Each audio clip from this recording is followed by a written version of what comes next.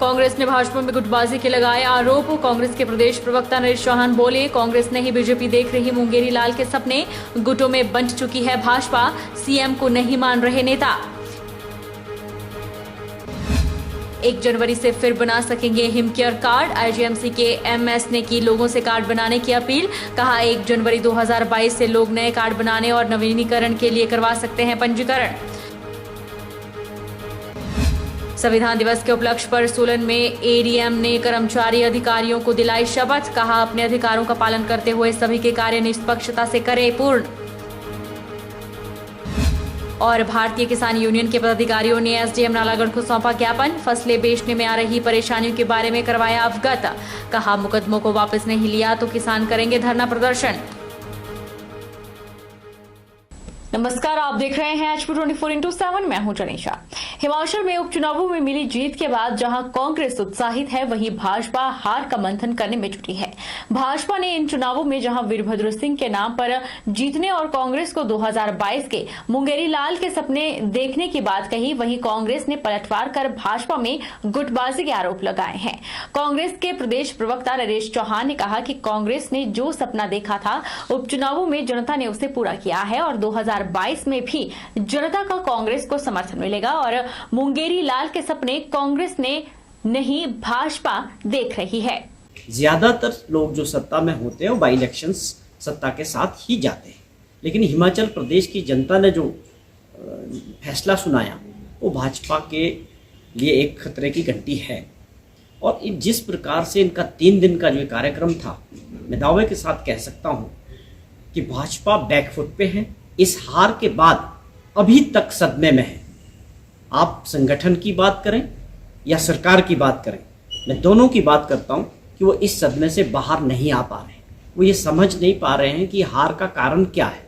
मुख्यमंत्री जी खुद समझ रहे हैं, कभी कुछ कारण गिना रहे हैं, कभी कहते हैं हम ओवर कॉन्फिडेंट है, कभी कहते हैं कि कोई लहर चली है वीरभद्र सिंह जी के फेवर में। तो ये बात को समझने की आवश्यकता है कि इस हार के बाद भाजपा के संगठन में और सरकार के बीच जो दूरियां हैं, जो मतभेद है, वो सामने आ रहे हैं हर दिन। इन 3 दिनों की बात करें या इससे पहले की बात की जाए तो ये साफ दिख रहा है कि इस वक्त इनका जो आत्म मॉरल है वो बिल्कुल डाउन हो चुका है।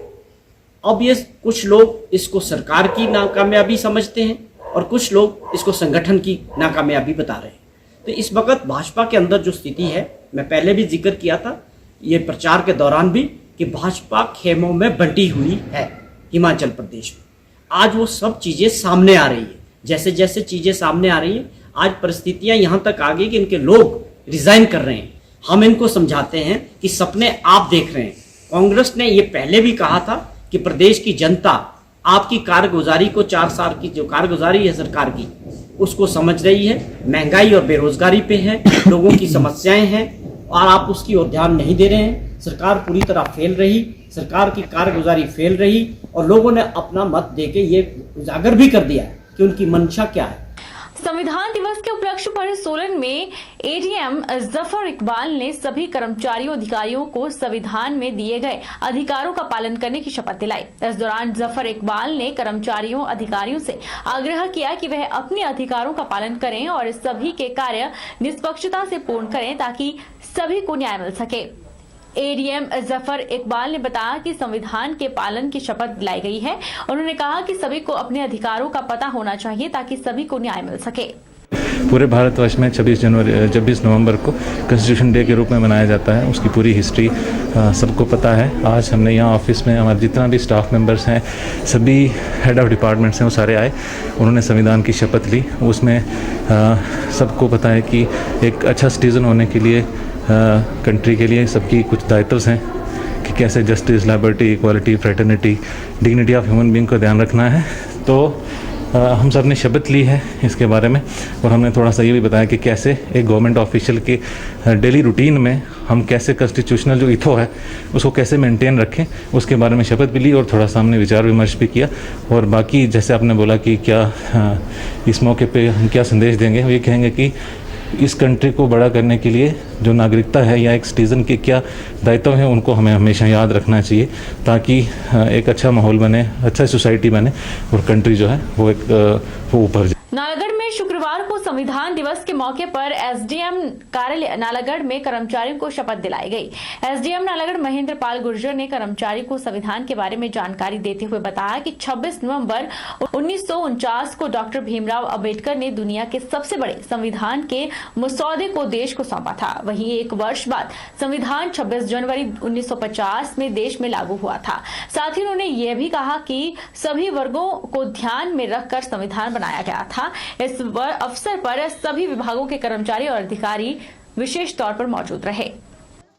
आज 26 नवंबर 2021 को हमने उपखंड कार्यालय नालागढ़ में संविधान लागू होने पर संविधान की प्रस्तावना को शपथ के रूप में मनाया और साथ ही प्रस्तावना के महत्व, प्रस्तावना जो हमारा पथ प्रदर्शन करती है उसके ऊपर चर्चा की।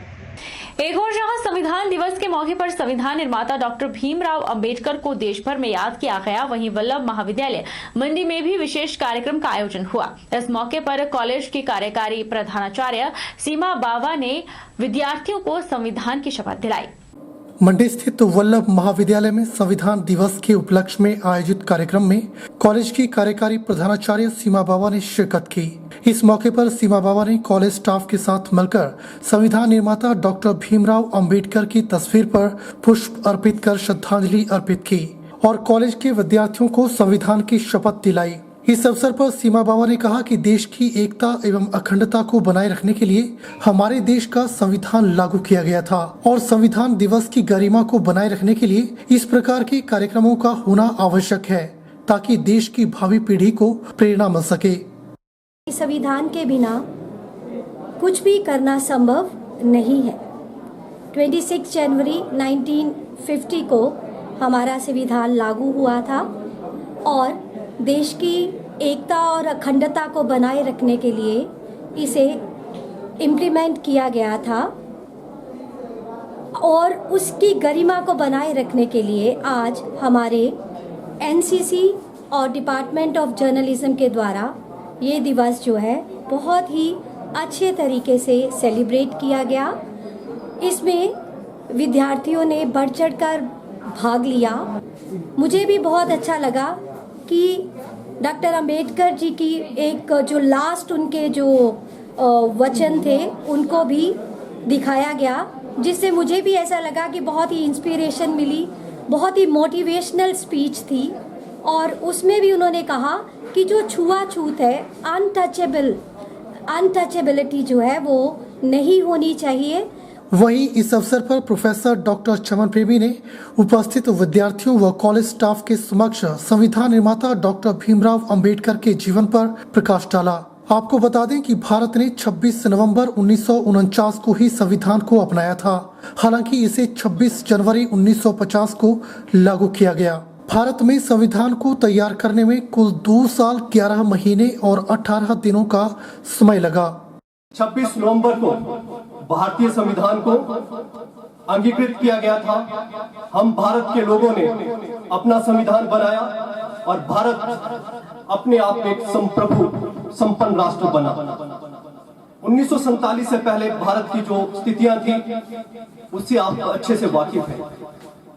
डॉक्टर बी आर अम्बेडकर का जीवन संपूर्ण विश्व के लिए एक प्रेरणा का स्रोत है। डॉक्टर बी आर अम्बेडकर को मात्र डॉन टोडल्स का नेता समझा, यह बहुत बड़ी भूल है। डॉक्टर बी आर अम्बेडकर के पास लगभग 32 अकादमिक डिग्रियां, 9 भाषाओं का ज्ञान। अगर आप देखें, एक ऐसा व्यक्ति जिसको दुनिया ने सिंबल ऑफ नॉलेज के रूप में जाना। डॉक्टर बी आर अम्बेडकर से हम विद्यार्थी उनके जीवन से सीख सकते हैं। आपने उनके सामने एक चित्र देखा है, लेकिन डॉक्टर बी आर अम्बेडकर का जो चरित्र है वो बहुत ही महान है। आप देखते हैं कि उनके चित्र के पीछे किताबें हैं और उन्होंने कहा था, जिस दिन भारत के लोग देवालयों से पुस्तकालयों की तरफ रुख करेंगे, भारत के अंदर क्रांति का सूत्रपात होगा। जिस दिन वो लाइनें, जिस दिन वो कतारें देवालयों से पुस्तकालयों की तरफ बढ़ेंगी, भारत के लोगों के अंदर जागरूकता आएगी, भारत के लोगों के अंदर वैज्ञानिक दृष्टिकोण पनपेगा। रुकेंगे एक छोटे से ब्रेक के लिए।